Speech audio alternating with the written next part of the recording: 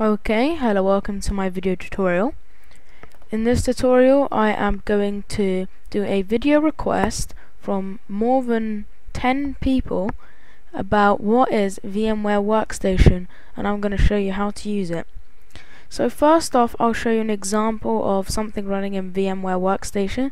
What it does is it lets you run a different operating system in your own.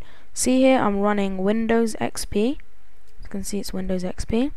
And I've installed Vista on here. If I click here, as you can see, here I am in Vista, and it's working quite smoothly, working really fast, and even with the screen recorder on, it's not even lagging a single bit.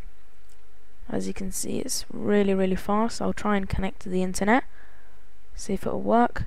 Don't know if I've set up the network driver, but it should work. No, I haven't set up the network driver. But anyway, as you can see, it's Vista running in a box like this called a virtual machine window. And as you can see, here's XP and here's Vista, and it's running fine. So I'll just power that off, and I'm going to show you how to use it. So if I go File, New, Virtual Machine, and it'll come up with the wizard, go Typical. And you can, if you have the CD of the operating system, you can do it from your drive, install it from there, or the quicker alternative is installing from an ISO.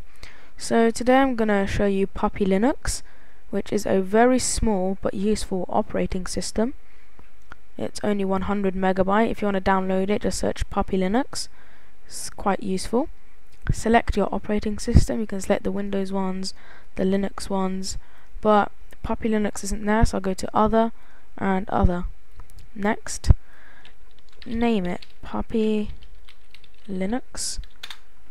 Maximum disk size, you can choose the disk space. I'm going to give it 8 gig. And then customize hardware. You can choose the RAM, I'll keep it at 256. You can choose the ISO image, so you can change it. So when you've installed it, you can say if you want to install a program, you can open an ISO in there. There's floppy drives, the network adapter, the sound, the display, and you can even add more processors. So when you've done that, go to Finish, and as you can see here, it is starting to boot up VMware. So I will just pause it and wait for Puppy Linux to install.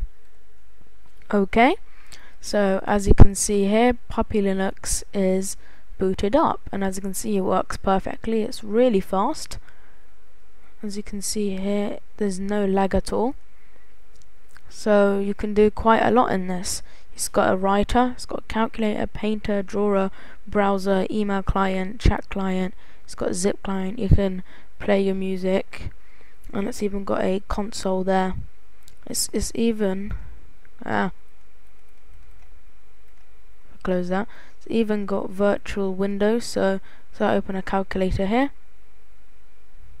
As you can see, here's a weird looking calculator. Oh, it's not a calculator, it's a calculator and an Excel spreadsheet. It's quite cool. And if I click here, it's gone, and I can load something else here, say like the paint. As you can see, everything opens quite fast, and can have it in a little virtual window. So as you can see, everything works really good. So that's it really. So it's just showing you how to install a virtual machine. So you can do stuff like install Vista and stuff, but make sure you know how much RAM you've got, because you have to set the RAM. Don't set it too high or it will crash your computer. So that's it really. So thanks for watching my video tutorial. Like my tutorials, please comment, rate, subscribe, and thanks again. And also one more thing, tomorrow on the 15th of October I am going to do the giveaway of my VMware Workstation. I've got 2 keys and I'm going to be giving them away. The details will be in another video right after this.